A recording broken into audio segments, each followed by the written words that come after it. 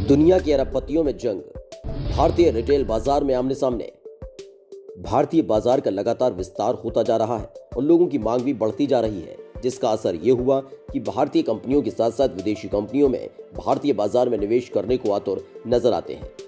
वहीं बदलते वक्त के साथ ही तेजी से रिटेल सेक्टर का दायरा बढ़ता जा रहा है और यहीं से शुरू होती है बादशाहत की जंग। इंडियन रिटेल सेक्टर पर कब्जा जमाने के लिए इस बार दो अरबपति आमने सामने आ गए।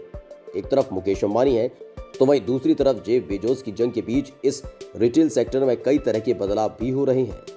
करीब 1.3 अरब उपभोक्ताओं की जरूरतें पूरी कर रही किराना दुकानों का डिजिटल ट्रांसफॉर्मेशन दोनों दिग्गजों से लेकर यूनिलीवर और प्रॉक्टर गैम्बल और देश के सबसे बड़े बैंक एसबीआई सबको प्रभावित करने वाला है। फिलहाल अंबानी और बेजोस फ्यूचर ग्रुप को लेकर भिड़े हैं। फ्यूचर ने पैसे बेजोस से लिए, लेकिन कोविड-19 का दबाव बढ़ने पर कर्ज से दबा अपना बिजनेस अंबानी को बेच दिया। ऐसे में कयास लगाए जा रहे हैं कि अगर फ्यूचर ग्रुप अंबानी के हाथ लगा तो इंडियन कंज्यूमर इकोनॉमी पर उनका दबदबा अटूट हो जाएगा। दो दिग्गजों की जंग में एफएमसीजी का अलग है प्लान।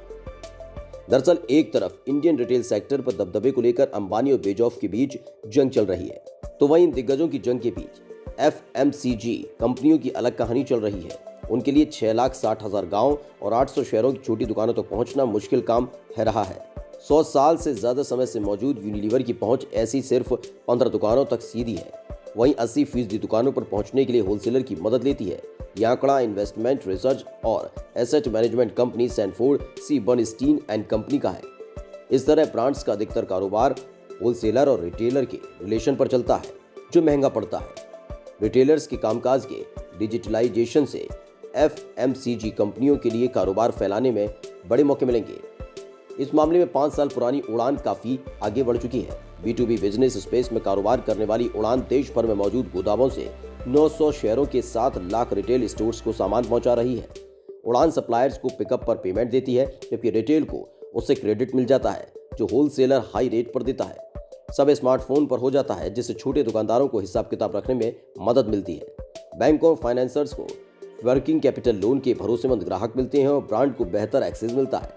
उड़ान पर मैन्युफैक्चरर से लेकर किसान, pharmacist, hotel, restaurant, grocery store के रूप में 30 लाख बायर सेलर रजिस्टर्ड हैं। इस यूनिकॉर्न के 3 को फाउंडर में एक वैभव गुप्ता कहते हैं कि हमने इंटरनेट पर भरोसे की समस्या दूर की है।